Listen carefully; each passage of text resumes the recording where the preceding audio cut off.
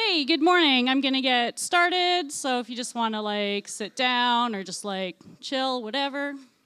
Thank you for being here today. I know it's still pretty early on a Sunday morning and we're all confused about the time change and stuff. Life is hard, but thank you for coming. I appreciate it. And to those of you watching on YouTube on demand later, thank you for taking the time to watch this. So about me, my name is Sarah, and I'm a business information technology student at Red River College. And I'm graduating in April. Woohoo! Thank you. Yeah, thank you. So I have some previous experience working with at-risk youth and young adults, and I'm interested in how people use technology. So I thought that I would use my education to make the world a better place, and so here I am. My contact information is at the bottom, and I'll show it again at the end.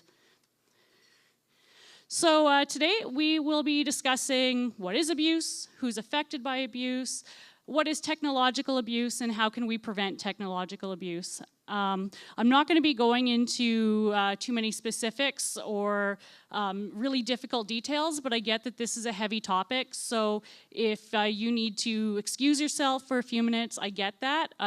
Talk to someone you care about, and to take care of you. So first off, what is abuse? Well, it's easily defined as any action used to control the behavior of another person. It exploits trust. So if you're dependent and you trust the victim and they're vulnerable, it's grounds for, it makes abuse easy to happen. There are several types of abuse. We have physical, emotional, financial, sexual, spiritual, and technological. So those are kind of the main areas. And anyone at all, regardless of age, gender, identity, sexual orientation, race, nationality, religion, occupation, income level, I do really mean anyone, can be a victim or a perpetrator of abuse. Some examples, domestic abuse happens between romantic partners, child abuse will happen between a child and adult, and elder abuse happens between an elder and another, typically younger person, so one of their children or a caregiver.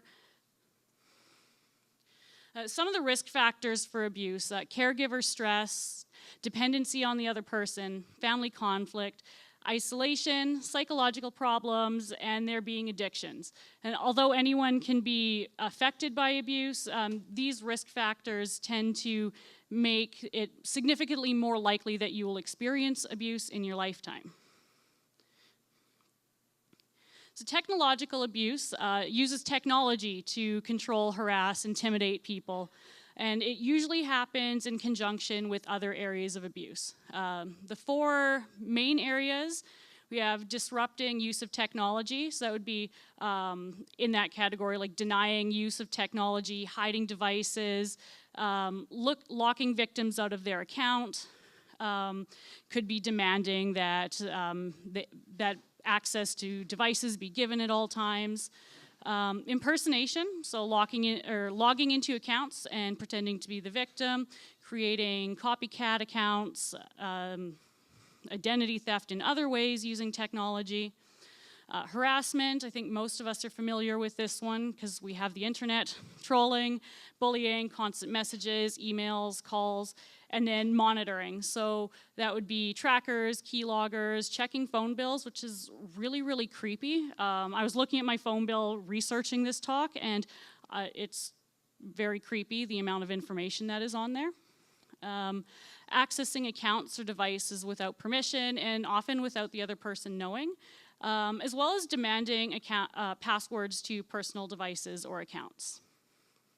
I will say that consent is the major thing here. There are often times where people will share devices or accounts, and if it's consensual, then that's okay, but consent is key.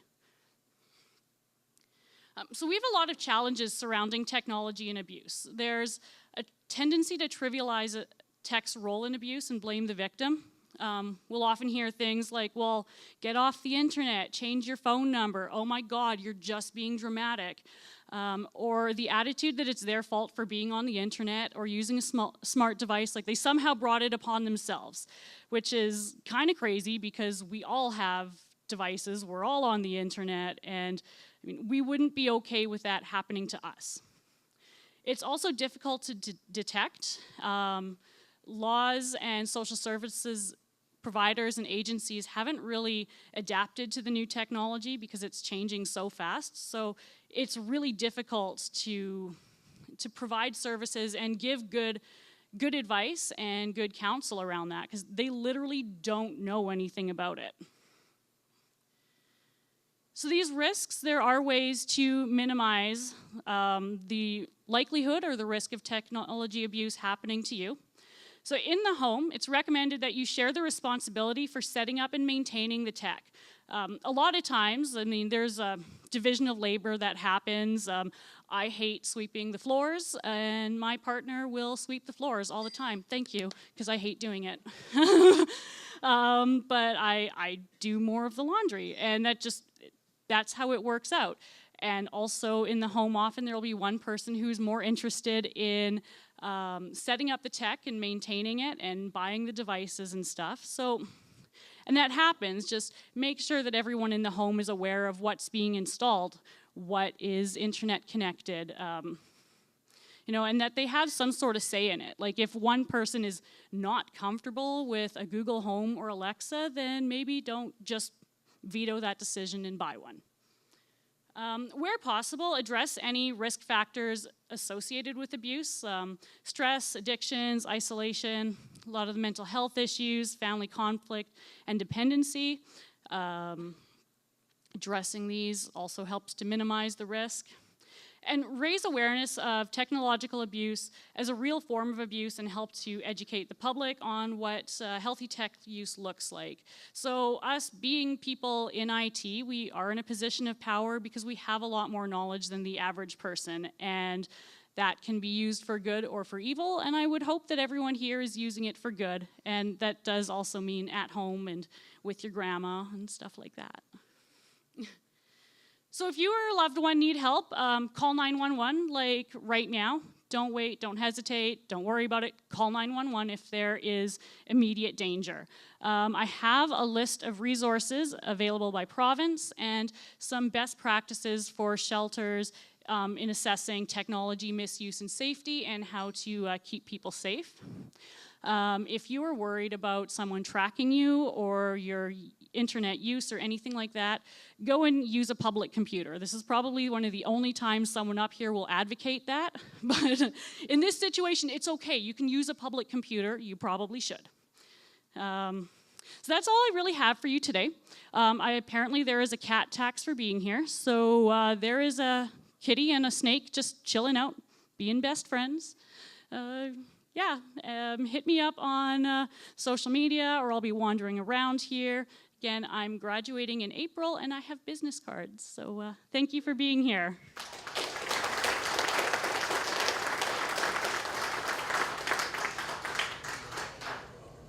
Sure, so the question was, can I explain the distinction between emotional and spiritual abuse? I mean, they are very similar. Emotional abuse, you would be attacking the person and setting out to, like, hurt their feelings or minimize them in some way. Spiritual abuse would be minimizing or otherwise attacking a person's religion or spirituality. That can also include denying them the right to go to their preferred house of worship. Were there any other questions? Okay. Okay. Yeah. Right. Yeah. So a lot of times, and I've seen this happen firsthand, where one partner will go through the other partner's phone bill and track the calls that are being made, and they are all listed. I did notice on mine as well, they listed timestamps, dates, and locations I was accessing the internet as well. It didn't have many more details than that, so I'm not sure if it was just using the port number to assume I was on the internet, but that was on there. Phone calls are also, they were all time-stamped, date-stamped, and everything, so that can be used to be tracking phone use. Okay, you in the front, and then I'll get you in the back. Just the city. So not exact location, but yeah, sensitive enough. Yeah. Okay, sorry, one in the back and then I'll get you. You mentioned that people generally dismiss it of technological abuse. Yes. Are the resources you mentioned prepared to deal with this with a proper manner, or are they going to be dismissive? So the last time I talked to the resources in this area was a few years ago, and they were generally really dismissive. Online, when I was looking, it was a mix. There were some that just didn't even acknowledge that it existed. There were some that were just like, okay, if you are a victim of abuse, just get rid of your devices. And then there were others that were much more progressive in, okay, these are the steps you can take, and it looks like they have training in place to help workers kind of assess what is actually a risk and how they can help deal with that and empower their client to move on with their lives. And so are you to question? How would you relate me to a requirement of the U.S. border agency to unlock your phone and log in into your social network accounts? Okay, sorry, the U.S. border. Yeah, when you cross the border, Yeah. Then they require you to unlock your phone, Yeah.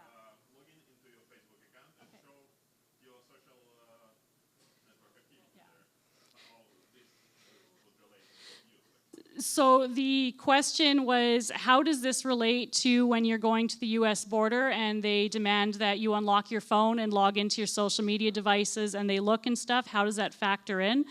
Admittedly, I don't know a ton about that in particular, but I would say that it's absolutely an abuse of power and it's a way to control. It is not usually done, it's usually very targeted who is asked to do that. And so if it's not being applied equally, it's definitely a form of abusing power.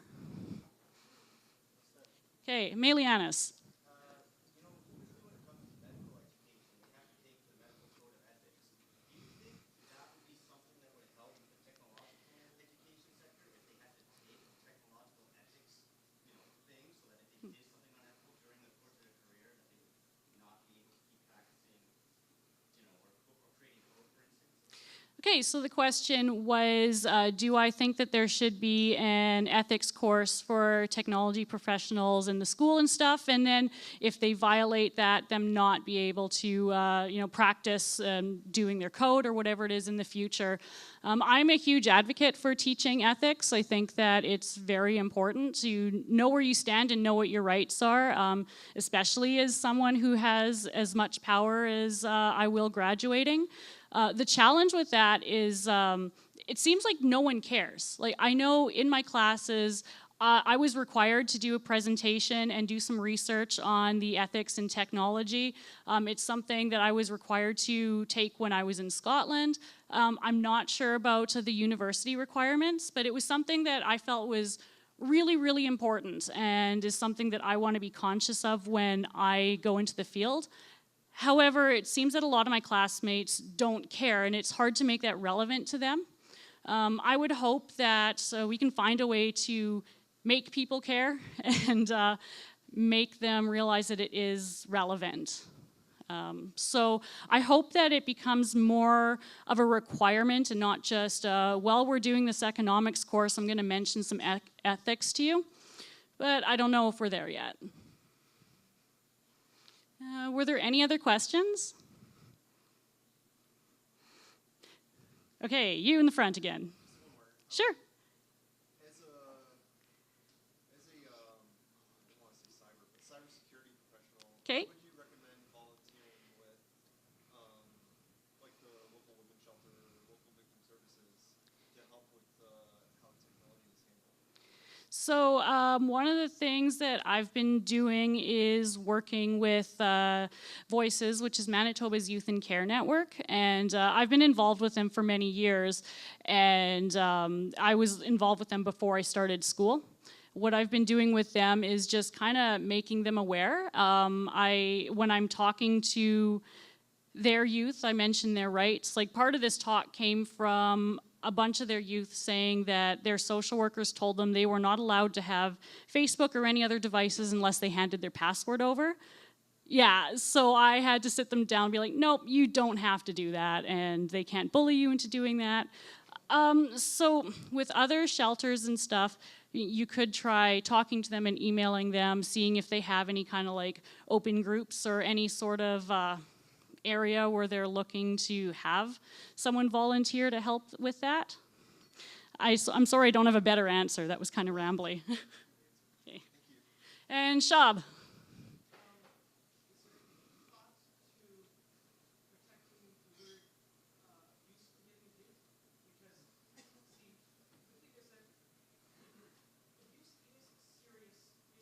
Absolutely.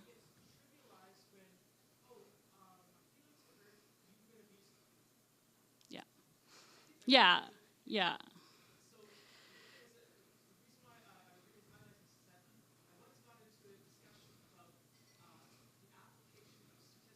Okay. Okay.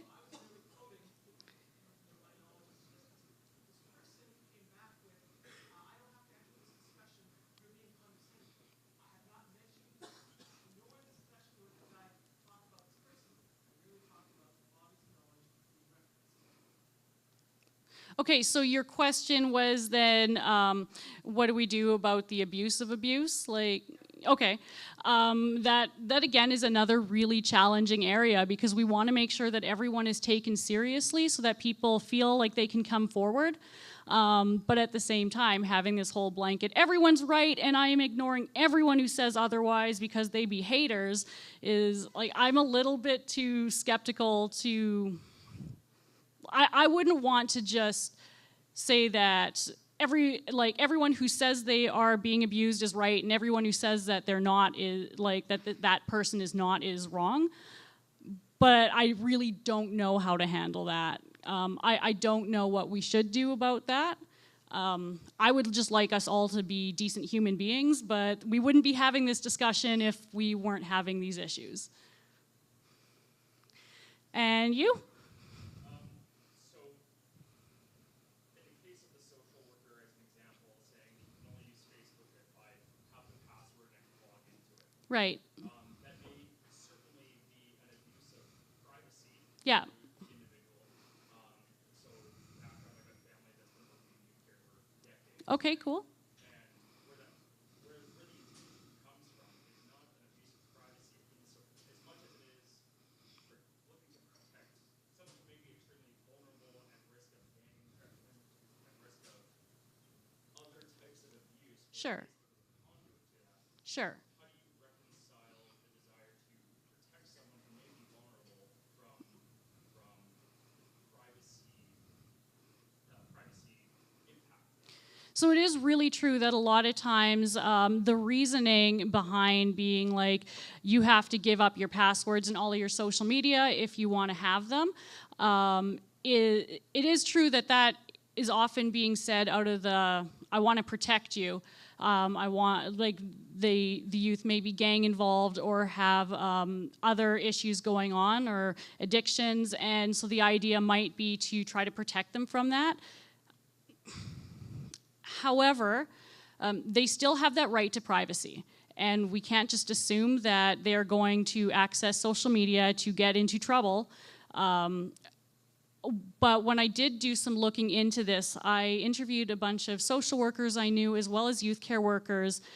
And I found it very interesting because all of them said that they would not demand the passwords of their own children because they knew that their children were being fine, but they would demand the passwords of the youth they were working with because they were probably getting into trouble.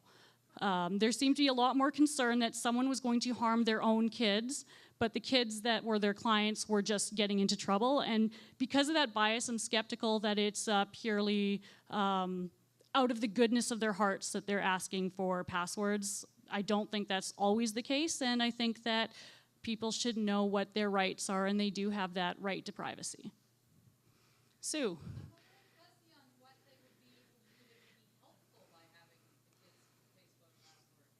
Yeah. I don't know either because like in a lot of these cases, these kids have public profiles anyways. I have found everything I need to know without having to actually access anyone's accounts. That's another issue altogether, having a completely public profile. But yeah, I haven't actually ever needed to access anyone's account to figure out if they're in trouble.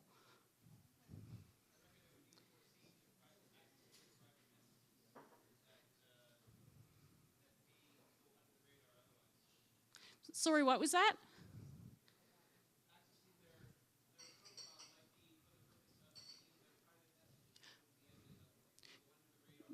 Oh, yes, correct. Yeah, so it might be for accessing private messages.